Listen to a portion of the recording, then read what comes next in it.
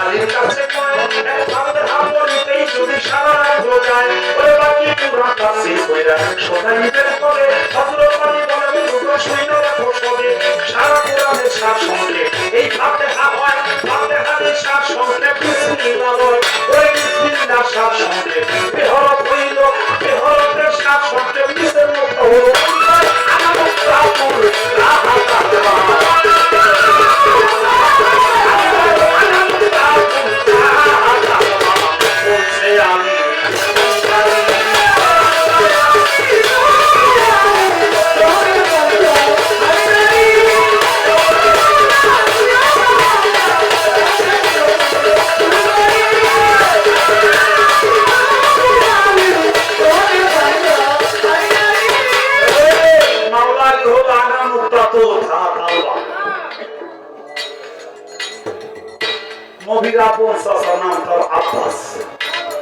আব্বাসের সন্তান তার নাম হলো আব্দুল্লাহ ইবনে আব্বাস।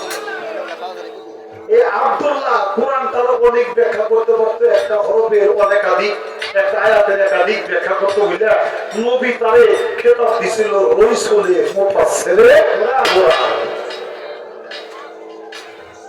হযরত আলী যখন খলিফা অধিষ্ঠিত তখন এই আব্দুল্লাহ ইবনে আব্বাস বলে কয় আমিরুল মুমিনিন আপনি কি আমাকে কোরআন থেকে কিছু তাফসীর তরজমা করে শোনাইবেন?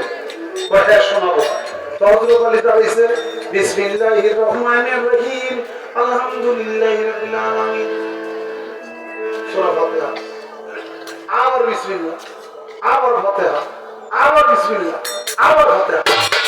ওই একবার যখন পড়ছে খালি বিসমিল্লাহ ফাতিহা বিসমিল্লাহ ফাতিহা যখন পড়ছে কই আব্দুল্লাহ ইবনে আব্বাস দাঁড়াইছে, দাঁড়াই কয় আমিরুল মুমিনিন গোস্তাকি ক্ষমা করবেন, আপনি যদি বিসমিল্লাহ ফাতিহা পড়ে সারা রাত কভার করেন তাহলে আমাকে বাকি কোরআনটা তাফসীর করে শোনাইবেন।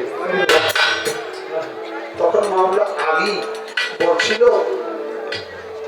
সারা কোরআনের সার সংক্ষেপ এটা হলো সূরা ফাতিহা। ফাতিহার ব্যাখ্যা বিশ্লেষণ হলো বাকি 113টা সূরা আছে। সূরা ফাতিহার সার সংক্ষেপ এটা হলো বিসমিল্লাহির রহমানির রহিম, এটার ব্যাখ্যাই হলো সূরা ফাতিহা। বিসমিল্লাহির রহমানির রহিমের সার সংক্ষেপ সাদের মতো বাঁকা বেহরফ দিয়ে শুরু করে এই বেহরফ, এই বেহরফের ব্যাখ্যাটাই হইল বিসমিল্লাহির রহমানির রহিম, কারণ বেতে হলো ব্রহ্মাণ্ড। আরো সাদের মতো বাঁকা বে ততক্ষণ বে হয় না যতক্ষণ পর্যন্ত তার নিচে একটা নুক্তা না পড়ে। এই সাদের মতো বাঁকা বে সার সংক্ষেপ এটা হলো ওই নুক্তাটা, নুক্তাটার ব্যাখ্যা হইল সাদের মতো বাঁকা বে। তোমরা কি সেই নুক্তাটা চেনো? তোমরা কি সেই নুক্তাটা চেনো? বলে যে না চিনি না। মাওলা আলী বলছিল আনা নুক্তা তো থাকালবা, ওই বেহরফের নিচের নুক্তা আমি মাওলা আলী। যারা আমাকে ভালোবাসে তারা কোরআনকে ভালোবাসে, যারা আমার পায়ে ছোঁয়া খায় তারা কোরআনকে ছোঁয়া।